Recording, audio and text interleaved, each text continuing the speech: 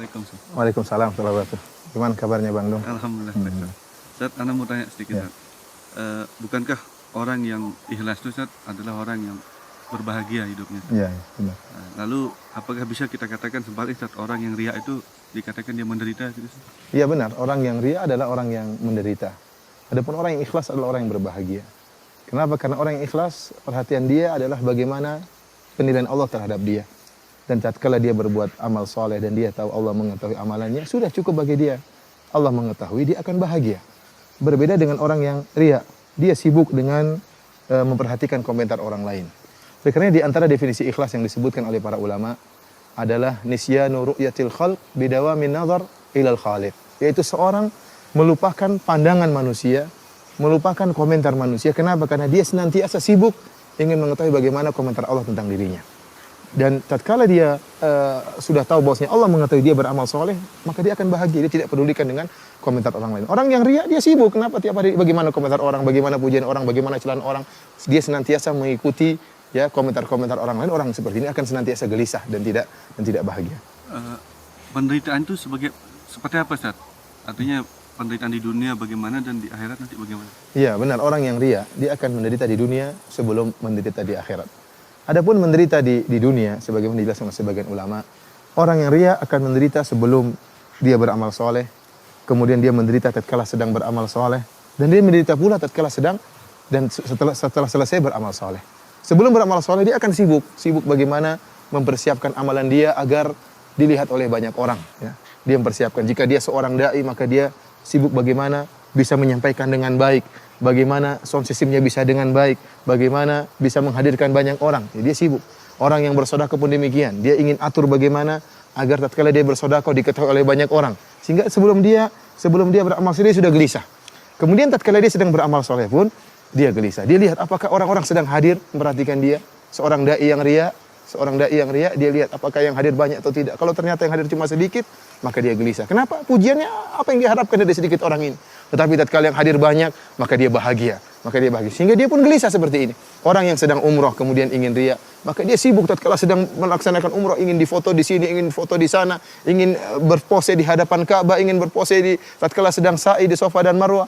Ya, demikian juga orang sedang berhajian, sedang ingin berpose di padang Arafah, sedang bergaya berdoa di foto. Dia sibuk tatkala sedang beramal soleh dan dia gelisah. Allah berikan dia kegelisahan. Terlebih lagi tatkala selesai dia beramal soleh. Kenapa? Dia menantikan pujian orang. Kapan dia dipuji? Dia sudah berusaha dan dia sudah berkorban.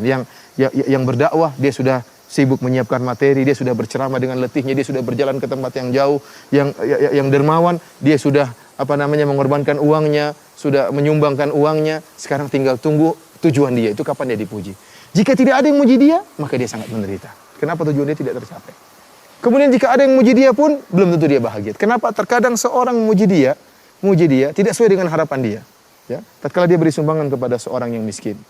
Orang yang miskin ini tidak pandai memuji. Dia mengatakan, "Terima kasih, Pak." Bagi dia pujian terima kasih ini kurang. Seharusnya orang miskin tadi mengatakan, "Terima kasih, Pak. Sungguhnya ini adalah bantuan yang paling besar. Kalau tidak ada bantuan ini saya akan meninggal dunia, Pak." Dia ingin seperti itu, dipuji diangkat setinggi langit. Tapi ternyata orang yang dibantu tidak pandai memuji, maka dia pun gelisah. Dia sedih ternyata pujiannya seperti itu. Ya, oleh karenanya sebagian ulama menyebutkan kisah tentang seorang yang sedang sholat. Ya, seorang sedang sholat, kemudian tatkala dia sedang sholat, ada dua orang di sampingnya sedang ngobrol-ngobrol. Kemudian yang satu mengatakan kepada yang lain, "Lihatlah orang yang sedang sholat itu, orang ini rajin sholat." Rupanya orang yang sedang sholat ini, dia juga sedang berpuasa dan dia mendengar pujian mereka. Tatkala dia tahu pujiannya masih kurang, ada dia sedang berpuasa, mereka tidak tahu, maka dia pun mengatakan, membatalkan sholat. Dia mengatakan, "Saya juga sedang berpuasa." Agar mereka tahu bahwasanya dia bukan cuma sedang sholat, tapi dia juga sedang berpuasa. Kenapa? Dia tidak puas dengan pujian yang tidak sesuai dengan dia harapkan. Oleh karenanya orang seperti ini gelisah. Kemudian tatkala dia dipuji pun sesuai dengan yang dia harapkan, dia akan gelisah lagi. Kenapa? Dia berharap pujian tersebut berkesinambungan. Dan kita tahu namanya orang tidak mungkin muji terus-menerus. Terkadang dia muji, terkadang dia kurang pujiannya, terkadang dia mencela, maka dia pun senantiasa dihinggapi dengan kegelisahan. Dan Bang Dung yang paling menderita, orang yang menderita, tatkala muncul seorang yang menyaingi dia. Namanya orang yang ria, dia ingin dinomorsatukan.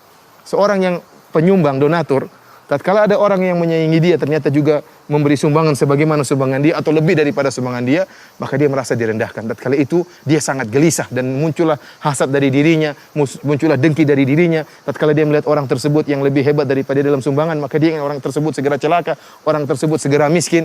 Ini penderitaan yang luar biasa yang dihadapi, yang dirasakan oleh seorang yang riya. Demikian juga seorang dai. Seorang dai yang ternyata tujuan dia bukan ilallah, bukan kepada Allah, tapi dia menyuruh manusia untuk berdakwah kepada dia. Begitu ada seorang dai yang lain yang kemudian ceramahnya bagus, ceramahnya lebih hebat, maka dia akan menderita. Kenapa? Ada saingan. Ada saingan bagi dia. Orang seperti ini sangat menderita. Maka dia berusaha menjatuhkan saingan dia tersebut. Kenapa? Karena dakwah dia bukan karena Allah Subhanahu wa taala. Dan ini penderitaan yang luar biasa bagi seorang yang riya di dunia. Yang di akhirat. Oh iya, yang adapun penderitaan seorang yang riya di akhirat, ya. Maka penderitaan mereka bertubi-tubi orang-orang yang riya. Yang pertama, Bang Dung, orang-orang yang riya, ya, akan dipermalukan oleh Allah Subhanahu wa taala. Ya, Allah Subhanahu wa taala akan permalukan mereka. Dalam satu hadis dalam riwayat Al-Bukhari, kata Nabi sallallahu alaihi wasallam, "Man samma Allahu bih wa man yura'i lahu bih." Barang siapa yang beramal soleh agar disebut-sebut, maka Allah akan sebutkan niat busuknya, Allah akan bongkar di hadapan khalayak. Barang siapa yang beramal soleh supaya riya, supaya dilihat oleh orang lain, Allah akan menampakkan keburukan niatnya tersebut di hadapan khalayak. Bukan di depan satu dua orang, tapi di hadapan khalayak. Bagaimana seorang tidak dipermalukan? Dia permalukan. Dia dahulu nampaknya seorang yang ikhlas, seorang yang dermawan ikhlas, seorang dai nampaknya ikhlas. Ternyata ada niat busuk dalam dirinya. Dia ingin dipuji, ingin diagungkan, ingin dinomorsatukan, dan itu akan dibongkar oleh Allah Subhanahu wa taala di hadapan murid-muridnya, di hadapan teman-temannya. Ini dipermalukan oleh Allah. Oleh karenanya di antara tafsiran hadis ini disebutkan oleh Hafidz Ibnu Hajar rahimahullah dalam Fathul Bari, bahwasanya Allah Subhanahu wa taala mempermalukan dia dengan menampakkan pahala-pahala amalan soleh dia. Jika dia seorang dai, jika dia seorang dermawan, jika dia seorang mujahid, Allah akan nampakkan pahala-pahala dia di hadapan dia. Begitu dia senang dengan pahala-pahala tersebut, tiba-tiba Allah Subhanahu wa taala menjadikan pahala tersebut seperti debu yang berterbangan. Ya, dia memperdaya manusia dengan menampakkan dirinya ikhlas ternyata tidak ikhlas, maka Allah akan perdaya dia di akhirat kelak. Ini yang pertama, dipermalukan di hadapan khalayak. Yang kedua, Allah Subhanahu wa taala mempermalukan dia dari sisi yang lain. Allah menyuruh dia untuk mencari ganjaran dari orang-orang yang dia riya. Kata Nabi sallallahu alaihi wasallam dalam hadis riwayat Imam Ahmad, kata Nabi sallallahu alaihi wasallam, "Akhwafu ma akhafu alaikum asyirkul asghar." Yang paling aku khawatirkan menimpa kalian adalah syirik kecil. Para sahabat bertanya, "Wa ma syirkul asghar?" Apa itu syirik kecil wahai Rasulullah sallallahu alaihi wasallam? Kata Nabi sallallahu alaihi wasallam, "Ar-riya, syirkul asghar adalah riya." Kemudian beliau mengatakan, Rasulullah SAW mengatakan, "Yaqulullahu tabaraka wa ta'ala yaumal qiyamah hina jazan nas." Allah akan berkata, Yaqulullahu tabaraka wa ta'ala lihaula, Allah akan berkata kepada orang-orang yang riya pada hari kiamat tatkala Allah memberi balasan kepada manusia. Kata Allah Subhanahu wa taala, "Idhabu ilal ladzina kuntum turauna fid dunya." Kalian orang-orang yang riya, pergilah kalian mencari balasan kepada orang-orang yang dulu kalian harapan pujiannya. Fanzuru hal tajiduna indahum jazaan. Maka lihatlah apakah kalian akan mendapatkan balasan dari orang-orang tersebut. Dulu kalian beramal soleh karena ingin dipuji oleh kiai. Dulu kalian beramal soleh karena ingin dipuji oleh pejabat. Dulu kalian beramal soleh agar dipuji oleh guru. Apakah mereka akan bisa beri balasan? Sepeser pun tidak ada, sedikit pun tidak ada. Karena pada hari kiamat jaza balasan hanya dari Allah Subhanahu wa taala. Ini pun bentuk dipermalukan, ya. Allah mengatakan, kalian dulu mencari muka sama orang tersebut, cari muka sama orang tersebut. Bayangkan bagaimana kalau kita mencari muka kepada orang yang buruk, orang yang ternyata masuk dalam neraka jahanam. Kita dipermalukan, kata Allah, cari itu. Itu kalian dulu mencari muka kepada orang tersebut, tuh orang tersebut ternyata dalam neraka jahanam. Ini suatu perkara yang sangat memalukan bagi orang-orang yang riya. Kemudian penderitaan orang yang riya di akhirat pula, mereka adalah orang yang pertama kali diazab oleh Allah Subhanahu wa taala. Dalam satu hadis Nabi sallallahu alaihi wasallam menyebutkan, awwalu ma yuqda yaumal qiyamah. Orang yang pertama kali disidang oleh Allah Subhanahu wa taala adalah 3 orang. 3 orang yang melakukan amal-amal soleh yang sangat luar biasa. Yang pertama adalah rajulun ustusyhid, seorang yang mati syahid. Ya, maka Allah fa'utiya bihi, Allah datangkan orang yang mati syahid ini. Kemudian Allah fa'arrafahu ni'amahu fa'arafaha. Allah ingatkan nikmat-nikmat yang Allah berikan kepada orang ini dan dia ingat nikmat-nikmat tersebut. Ya, Allah jadikan dia seorang pemberani, Allah jadikan dia seorang yang pandai menggunakan senjata. Ya, maka Allah bertanya, "Wa ma amilta fiha?" Apa yang kau lakukan dengan nikmat-nikmat tersebut? Kata dia, "Qataltu fika hatta stusyhid." Ya Allah, aku berperang ya karena engkau sampai aku meninggal dunia. Kata Allah Subhanahu wa taala, "Kadzabta, engkau dusta. Walakin qatalta liyuqal annaka jari." Tetapi kau berperang supaya dikatakan kau seorang pemberani, wa qad qil, dan telah dikatakan. Lihatlah Bang Dung bagaimana seorang yang riya, dia rela mengorbankan bahkan nyawanya. Ini saya sangat takjub dengan hadis ini. Ini orang dia berjihad. Buat apa? Supaya dipuji. Liyura makanahu, agar orang ketahui kehebatannya, orang mengetahui kepandaian dia memainkan senjata. Dia rela mengorbankan yang paling berharga dalam dirinya itu nyawanya. Demi untuk apa? Demi untuk dipuji. Kemudian dia dipujinya bukan sekarang setelah meninggal dunia baru dipuji. Apa yang dia dapatkan dari pujian tersebut sudah meninggal dunia. Namun bagi dia tidak jadi masalah dipuji tatkala masih hidup atau setelah meninggal dunia, yang penting dia dipuji. Oleh karena Syekhul Islam Ibnu Taimiyah rahimahullah menamakan penyakit seperti ini penyakit riya syahwatun khafiyah. Syahwat, orang ingin pujian itu syahwat. Sebagaimana orang yang lapar punya syahwat terhadap makanan. Seorang laki punya syahwat terhadap wanita yang cantik. Orang yang riya juga punya syahwat ingin dipuji. Maka dia mengorbankan segala sesuatu, yang penting dia memuaskan syahwatnya tadi. Yang penting dia dipuji. Seorang mujahid bahkan mengorbankan nyawanya. Ya.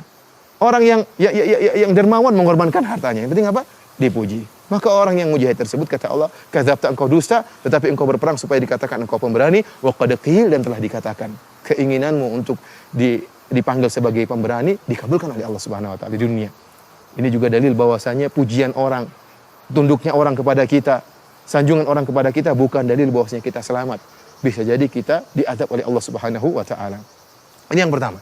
Yang kedua, Bang Dung, adalah kata Nabi sallallahu alaihi wasallam, rajulun ta'allamal ilma wa 'allamahu wa qara'al Qur'an. Seorang yang belajar ilmu. Yang kedua adalah ustaz atau kiai yang dia belajar ilmu. Namun niatnya bukan karena Allah Subhanahu wa taala.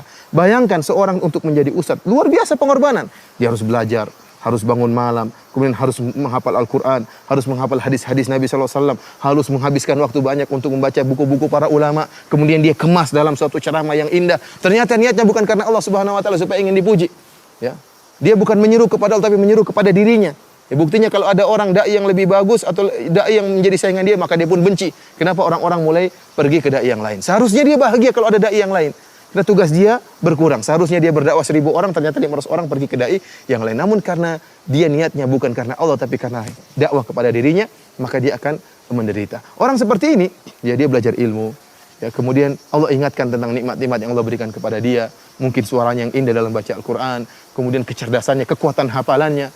Maka Allah bertanya, wa ma amilta fiha? Apa yang kau lakukan dengan nikmat yang aku berikan kepada engkau?